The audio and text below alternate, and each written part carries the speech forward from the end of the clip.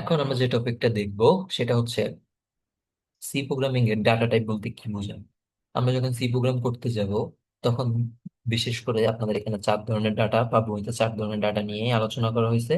তো ওই data type গুলো আমরা দেখবো। তো ডাটা টাইপ কাকে বলে সেটা আগে জেনে নেই, সংজ্ঞাটা কি। সি প্রোগ্রামের ডাটা টাইপ বলতে বোঝায় একটি ভেরিয়েবল কি ধরনের মান ধারণ করবে, কি ধরনের মান ধারণ করবে। যেমন সেটা কি সংখ্যা হবে নাকি অক্ষর হবে নাকি দশমিক সংখ্যা হবে, মানে ফ্র্যাকশনাল হবে, সেটা হচ্ছে নির্ধারণ করবে কে, ডাটা টাইপ। আপনাদের সি প্রোগ্রামের ডাটা টাইপ হচ্ছে 4 ধরনের। একটা হচ্ছে ক্যারেক্টার টাইপ, একটা হচ্ছে ইন্টিজার, আর একটা হচ্ছে প্লট, আর একটা হচ্ছে ডাবল প্লট। তো এখানে যদি খেয়াল করেন, যেমন এখানে একটা এক্সাম্পল যদি আমরা দেই, মান ক্যারেক্টার কি হইতে পারে, ক্যারেক্টার আপনার হচ্ছে অক্ষর এ বি সি ডি এগুলা এক্সাম্পল।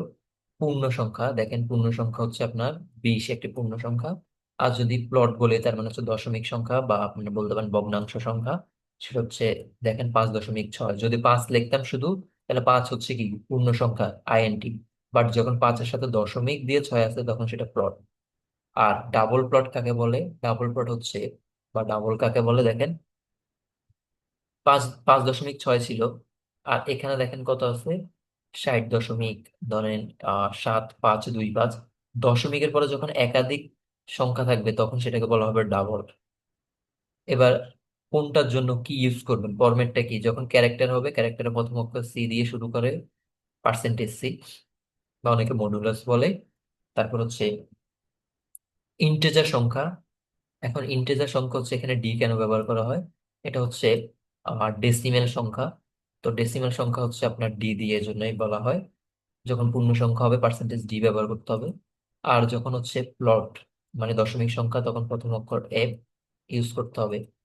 আর এল এফ এখানে কেন ইউজ করা হয়েছে দেখেন, এখানে এল এফ ইউজ করা হবে, আপনারা টু ইউজ করবেন না। টু ইউজ করলে হচ্ছে ওই যে 2টা পর্যন্ত দেখা যাবে আর কি, 60 দশমিক 75 পর্যন্ত দেখতে পাবেন। তাহলে আপনার টু ইউজ করার দরকার নেই, আপনার ডিরেক্ট এল এফ ইউজ করবেন এখানে।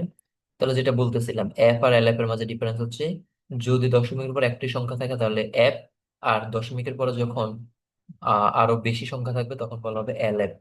বুঝতে পারছেন? এটা যদি এটা বলা হয় ইংলিশে আর কি লং প্লট বুঝাইতে আর কি, এই জন্য এল এফ দেওয়া হয়। তো আশা করি বুঝতে পারছেন এখানে। তো এরপর হচ্ছে আমরা যাব হচ্ছে এই যে ভেরিয়েবলের কথা এখানে বলছি, যে ভেরিয়েবল কি ওইটা নিয়ে আলোচনা করব পরবর্তী ক্লাসে। আপাতত আজকে এটুকুই থাকুক।